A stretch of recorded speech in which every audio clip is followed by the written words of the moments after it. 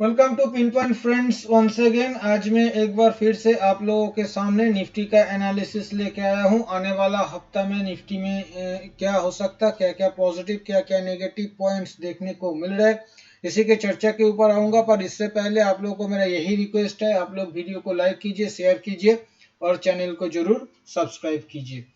Friends, पिछले हफ्ता मैंने आप लोगों के साथ जो भी स्ट्रेटेजी शेयर करके गया था, पूरा हफ्ता में सिर्फ एक ही ट्रेड एज सच मिला है, जो कि ऊपर में 17,780 का रेजिस्टेंस था। वहां पे एक सेलन राइस का मतलब जिक्र मैंने किया था, वो अच्छा खासा क्लिक हुआ।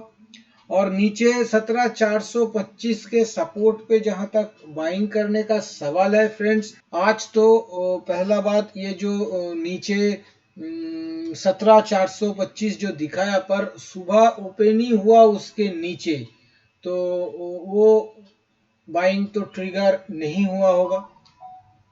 तो सिर्फ एक ही ट्रेड मिला है फ्रेंड्स। मैंने पिछले हफ्ता आप लोगों के साथ जो चर्चा करके गया था, वहां पे आप लोग याद कर सकते हैं, मैंने ये बातें पिछले हफ्ता बताया था कि ये बाजार में एज सच कुछ नहीं हो रहा है। आपको दिख रहा है 300-400 पॉइंट नीचे जा रहा है, 300-400 पॉइंट ऊपर जा रहा है।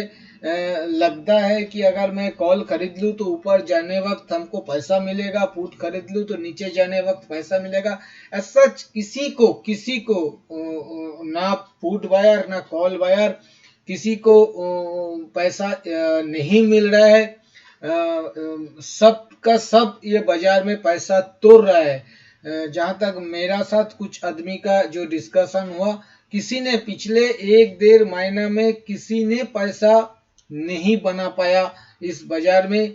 और इसलिए क्योंकि जिस जगह पे आपको एक्चुअल में खरीदना होता, वहां पे इस तरह का डर पैदा किया जा रहा है, इस तरह का मतलब न्यूज दिया जा रहा है, जहां पे आप तो खरीद ही कर नहीं पाओगे।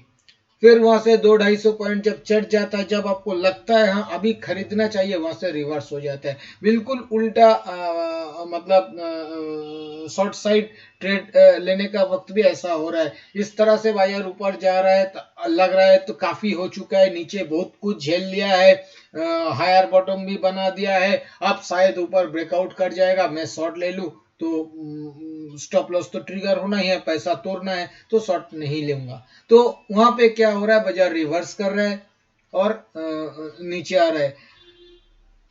ये एल्गो ड्रिवन मार्केट है फ्रेंड्स। आप विश्वास मानिए, हर एक का सौदा ट्रैक किया जा रहा है। ऐसा नहीं है, आप सोच सकते हो अगर मैं 2 लॉट अगर निफ्टी का कॉल या पुट मारू 100 क्वांटिटी का, तो उसमें क्या फर्क पड़ेगा फ्रेंड्स? फर्क पड़ रहा है। रिटेल ट्रेडर इतना बढ़ गया है कि ये फर्क पड़ रहा है। यह एल्गो सब कुछ नाप रहा है। वो अगर आप पुट ऊपर में खरीद लिया तो बाजार नीचे नहीं आएगा, बाजार ऊपर भगाया जाएगा। आप नहीं खरीदा तो आपको रिवर्स करा के दिखा रहा है, देखो अगर आप खरीदा होता तो पैसा मिलता। बिल्कुल नीचे कॉल के टाइम में भी सेम हो रहा है। तो मेरा ख्याल से कुछ दिन इस बाजार को अवॉइड करना ही सही होगा, क्योंकि विश्वास करिए हम में से किसी ने भी टाइमिंग कर नहीं पाएंगे इस बाजार में। या तो एक अच्छा खासा ब्रेकडाउन होने दीजिए, या फिर अच्छा खासा ब्रेकआउट होने दीजिए, उसके बाद ही इस बाजार को ट्रेड करना सही होगा। नहीं तो इसी रेंज के अंदर रख के हर किसी का अकाउंट सफ कर देगा ये बाजार। ऐसा लग रहा है, फीलिंग स्क्रीन के सामने बैठ के ऐसा फील हो रहा है। आप किसी भी स्टॉक का किसी भी गिरावट पे कॉल ऑप्शन खरीद लो, आपको पैसा नहीं मिलेगा, आपको पैसा नहीं मिलेगा। 3-4 रोज बाद दिखा जा रहा है स्टॉक 1.5-2% ऊपर जा रहा है, फिर भी वो 4 दिन पहला वाला जो कॉल जिस भाव पे था, जिस भाव पे खरीदा गया था, वो भाव नहीं मिल रहा है, क्योंकि वहां पे प्रीमियम इतना चढ़ा के बेचा गया है। तो इस तरह का चीजें हो रहा है, तो यहाँ से थोड़ा विराम लेना ही सही है। ये मेरा पहला मतलब ऐसा मेरा मानना है। अभी मैं एनालिसिस के ऊपर आ रहा हूँ फ्रेंड्स यहाँ पे जो देखने को मिल रहा है, फिर से एक बार सब कुछ बिगाड़ चुका है। बिगाड़ तो पहले ही चुका था, थोड़ा बहुत एक बाउंस दिखाया था, और वो बाउंस कहां तक गया, 20 SMA को भी काटा था। फिर से एक बार यहाँ पे देखिए, यहाँ पे हो क्या रहा है, ऊपर में 20 SMA लगातार काटा जा रहा है, 10-12 दिन के बीच बीच करके, या 15 दिन के अंदर ये फिर से 20 SMA को ऊपर में काटा। ये थर्ड टाइम हुआ है ऐसा। मतलब ये जो 1 दिसंबर 2022 में जो टॉप बना है, उसके बाद ये थर्ड अटेम्प्ट था जहां पे ये फेल हुआ है। मतलब ऊपर में 20 SMA वीक हो रहा है, ये बता रहा है कि किसी भी वक्त ऊपर 20 SMA को काट सकता है। इस बार भी 50 SMA के नजदीक तक चला गया था, 50 SMA को टच नहीं किया, उसके पहले ही ये रिवर्स कर गया। और रिवर्स कहां से किया, आप अगर फिबोनाची लेवल ड्रॉ कीजिएगा, लास्ट जो डाउन स्विंग था ऊपर में 18,134 के आसपास से नीचे 17,255, उसका बिल्कुल 61.8% जो रिट्रेसमेंट लेवल आ रहा है फ्रेंड्स, 17,799, और बाजार बिल्कुल 17,799 का ही टॉप लगाया और वहां से रिवर्स कर गया गोल्डन रिट्रेसमेंट लेवल से, जो कि बुल्स के लिए बिल्कुल भी अच्छी बात नहीं है। पर अभी देखना पड़ेगा इसे बाजार कितना रिस्पेक्ट कर रहा है नीचे जाके, या फिर से धोखा हो रहा है। जिस बात का जिक्र मैं कर रहा था मूविंग एवरेज का, अभी देखिए ऊपर में रेजिस्टेंस लिया जा रहा है, नीचे आके क्या कर रहा है बाजार।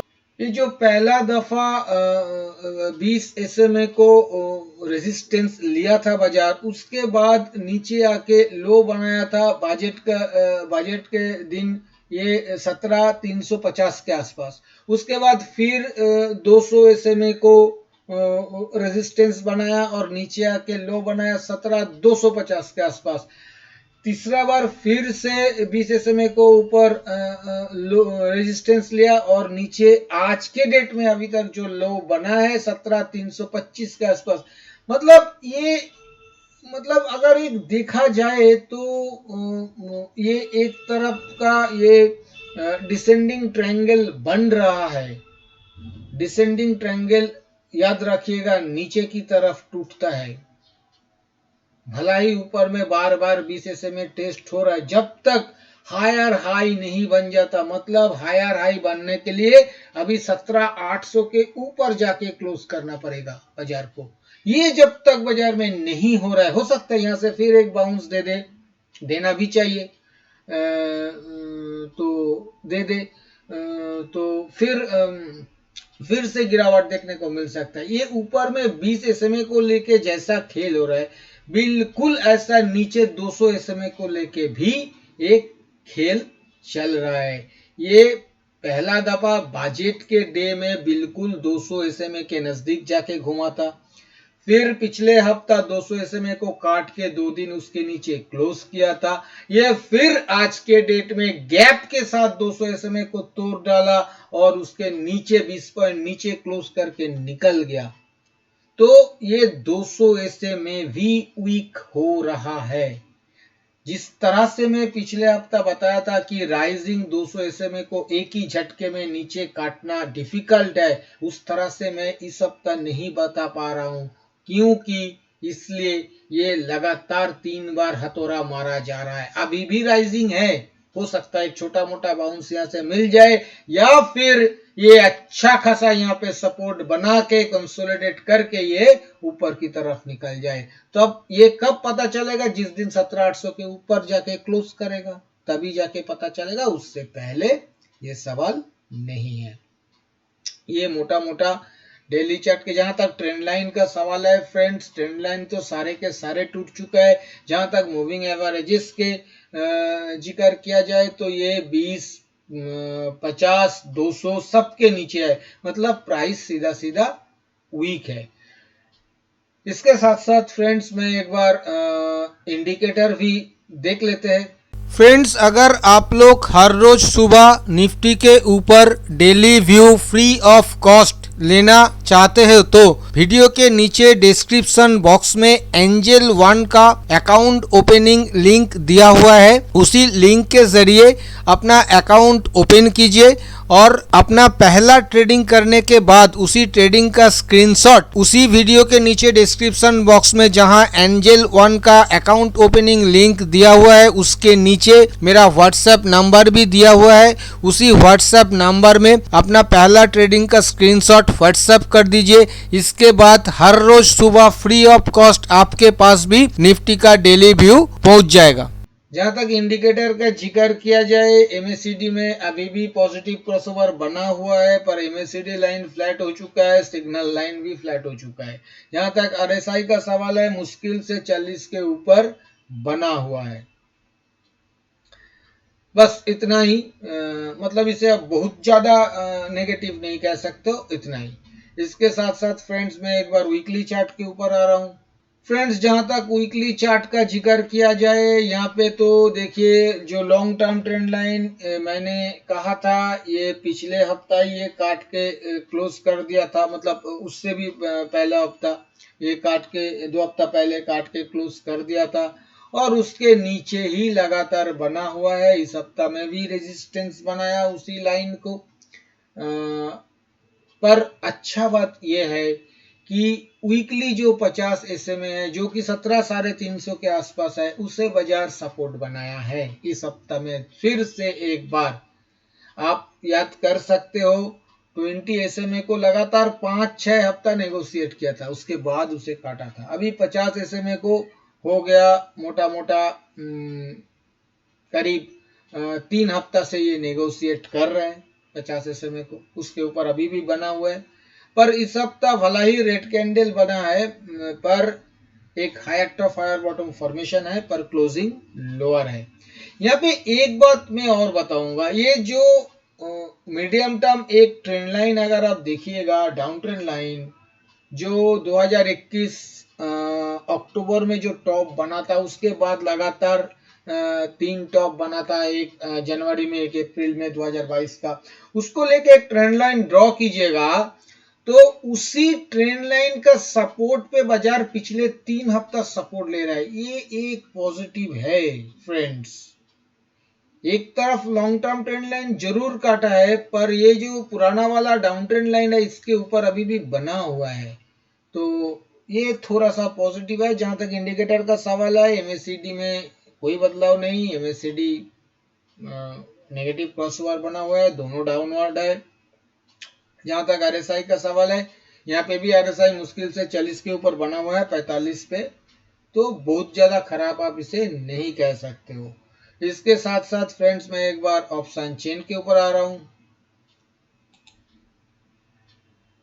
फ्रेंड्स ये मैंने आने वाला जो हफ्ता है 16 मार्च वाला, उसी सीरीज ओपन किया है। निफ्टी का क्लोज आया है 17,412 के आसपास। 17,400 का अगर आप कॉल साइट पे देखिएगा तो यहाँ पे करीब 1,07,000 वाई जनरेट हुआ है। 17,400 पुट साइड में देखिएगा तो यहाँ पे 96,000 वाई एडिशन हुआ है।